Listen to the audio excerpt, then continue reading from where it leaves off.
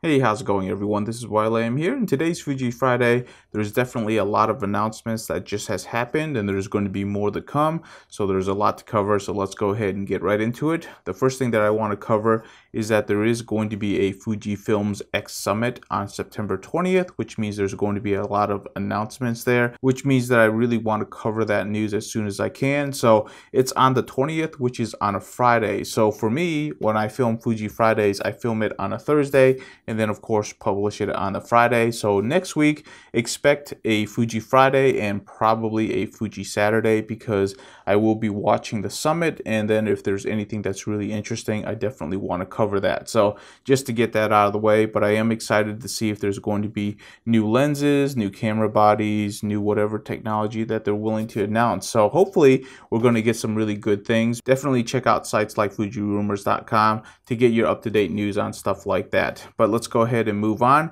The next thing to cover is that there is a firmware update for the X-T3. It's a minor firmware update, so we're going up to 3.0.1. So just some bug fixes. We don't really know any details about that, but if you have noticed any hangups with your X-T3, then you should consider upgrading to that firmware. But if your camera is working perfectly, you've never had a single problem with it, you can probably skip this firmware, because anytime you actually upload new firmware to your camera, I would consider not updating to this latest firmware, because there's really no need to. And anytime you upload new firmware, you could be introducing bugs. So definitely consider upgrading to it. But if your camera is working perfectly, it's a minor firmware update, you're not really getting any new features, you can probably consider skipping this one until you see a major firmware update. And that's definitely one of the news items that I do want to cover, because as part of the Fuji Summit, there is going to be an announcement on bigger major firmware updates. So definitely excited about that. It's going to be surrounding the X-T3 and the X-T30, which is going to be pretty much their flagship cameras. So hopefully we're going to get a lot of new enhancements and a lot of new features. The last news item that I do want to cover is the announcement of a new camera body, which is the X-A7, which is more of an entry-level body. I actually have the X-A3 right here. This was one of my first Fujifilm camera bodies that I had, because it was affordable and it showed me enough potential to where I continued using the Fujifilm systems. Now, I would not call the X-A series one of the better cameras from the Fujifilm systems.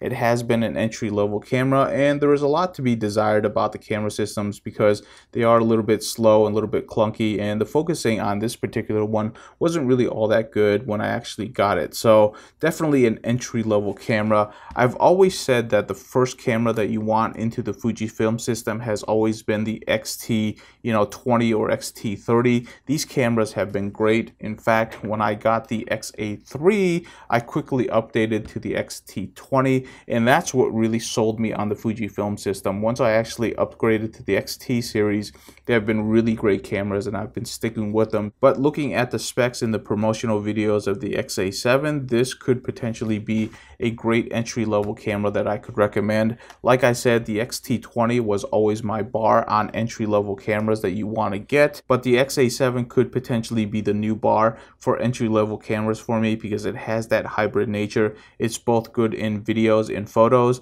Don't really know that yet until I get my hands on it and use both sides of it, but this is a camera that I'm definitely going to get. It also has a selfie screen, a mic input, and it can do 4K 30, which is a combination that I've been looking for quite a while, and I think it's going to pair really well with the Rode Wireless Go. So with this on top of the hot shoe, I get a really nice, compact, ready to go vlogging system that I can use. It's very affordable. I think this is going to be a really great camera for YouTubers and people who want to create content on the go. Now, if you don't have any interest in video, then the X Pro 3 is most likely right up your alley, and that's going to be announced this year as well. Now, for a person like me, the X Pro 3 is a little bit too photocentric, since I am a video first shooter. The only feature that I was actually looking forward to getting was the IBIS system, because if it did have IBIS and it was capable of doing the same type of 4K video recording, then it might have been a worthwhile camera to actually purchase to use for video and for photos as well. But because it doesn't doesn't have that feature.